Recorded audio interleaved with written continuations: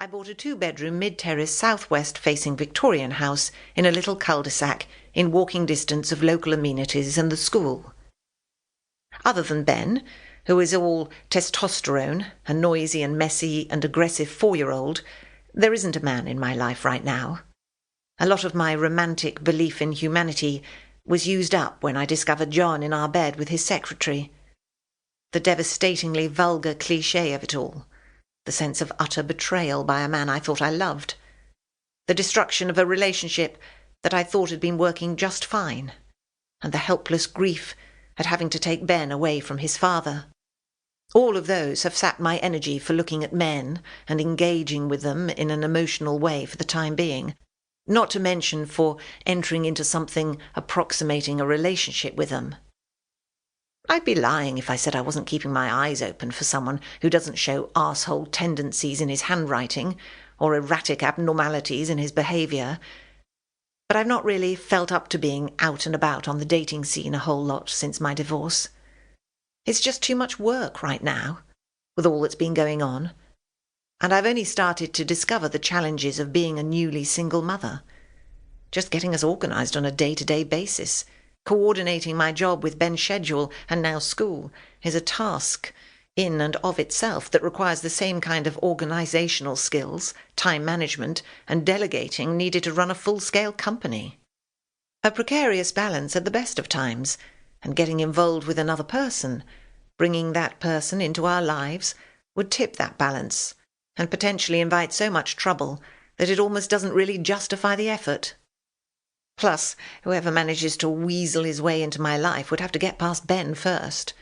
His latest trick is to start a play sword fight and then go straight for the balls. I catch Ben peacefully playing shoot the cornflakes with his spoon, hitting table and floor more often than his bowl. But today's not the day to argue. I down my espresso and get up to make another one. Or would a cup of herbal tea be wiser?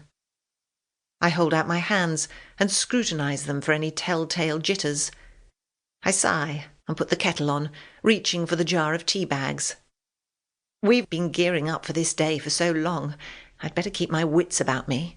I can't arrive at the school gate shaking with caffeine and nerves, especially when I think of the terrifying Mrs. Kathleen Ellison, headmistress extraordinaire. I blush, thinking back to the school's open day. I was still in the rented flat, sifting through the memories of a marriage gone wrong, throwing away anything and everything that reminded me of unhappier times. I threw away a lot. The day at the Sycamore was a welcome change from plastic bin bags and trips to the communal dump. Although I almost backed out again when I entered the classroom building behind a gaggle of other mums, all of whom clearly as nervous and twitchy as me, and caught sight of a formidable figure.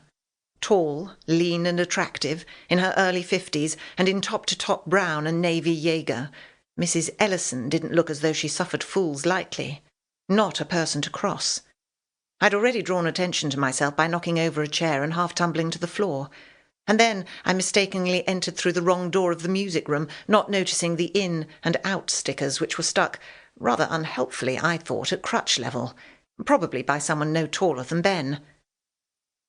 "Come through the wrong door," she admonished me, brows almost disappearing into her hairline. "We've got to go through there and out here. Now off we go." She wagged a long finger. I had felt 4 again, and strangely disobedient. Another mum shot me a sympathetic look, trying to remain inconspicuous at the same time. I didn't blame her. But despite Mrs. Ellison, I noticed the coloured artwork taped neatly on the walls, the short handwritten stories and accompanying crayon drawings, and had a good feeling about the Sycamore. And I'm sure he'll be absolutely fine there. But all of a sudden I'm second-guessing everything. Is this really the right setup for us? Will it be too posh, too competitive, too hardcore? Have I missed something? Forgotten to tick a box somewhere? Dinner money, PE kit, book bag, the correct uniform? Ben is happily munching his way through the remnants of his breakfast, now engaged in a war between a mini Obi-Wan and Darth Vader, and completely oblivious to his mum's mild panic attack. Extraordinary to think how far we've come. In a year, as well as selling a house and